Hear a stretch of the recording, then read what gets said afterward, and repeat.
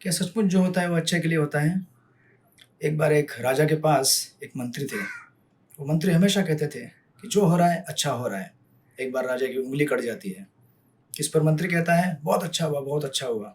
तो राजा इसको देखकर बहुत गुस्से में आ जाते हैं, कहते हैं कि मेरा उँगली कट गया और आप कह रहे हैं अच्छा है, इनको बंद कर दिया जाए अंदर।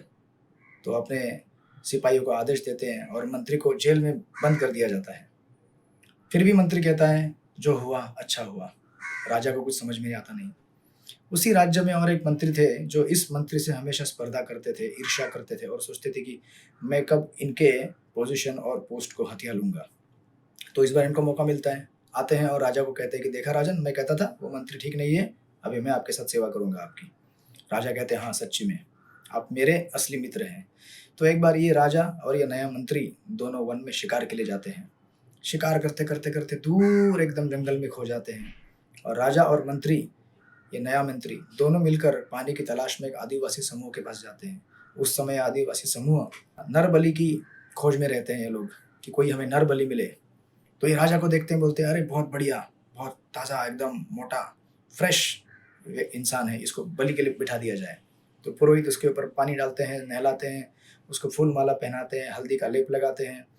लेकिन पुरोहित देखते हैं कि उसकी एक उंगली कटी हुई है। तुरंत पुरोहित कहते हैं कि इसकी बलि नहीं चढ़ाई जा सकती, इसका शरीर अपूर्ण है। तो मंत्री की तरफ देखते हैं उसने, बोलते हैं कि ये मंत्री को बिठाओ, और मंत्री का शरीर तो पूर्ण होता है और मंत्री को बलि चढ़ा दिया जाता है।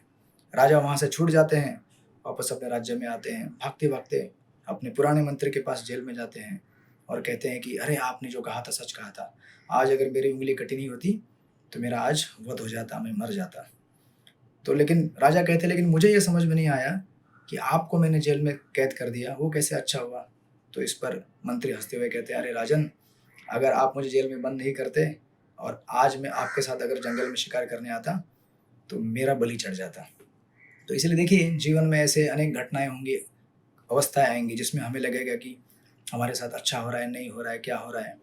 लेकिन अगर हम भगवान के ऊपर विश्वास रखें और अनावश्यक चिंता न करते हुए, जितना समय हम चिंता करते हैं उतने समय में अगर हम भगवान का नाम जाप करें, भगवान का भजन करें, तो भगवान की कृपा से, भगवान के शक्ति से जो चीज़ इस समय खराब भी लग रही होगी वो अच्छी बन सकती है। इसलिए अनावश्यक के ज़्यादा चिंता ना करें, चिंतन करें। हमारा काम चिंता करने से नहीं बनने वाला है, चिंतन करने से बनने वाला है। इसलिए हर परिस्थिति में सदा भगवान का नाम जपिए। हरे कृष्ण कृष्ण कृष्ण हरे हरे, हरे राम राम राम हरे हरे। ऐसे अनेक शिक्षाओं से और कथाओं से जुड़ने के लिए हमको फॉलो करें। हरे कृष्ण।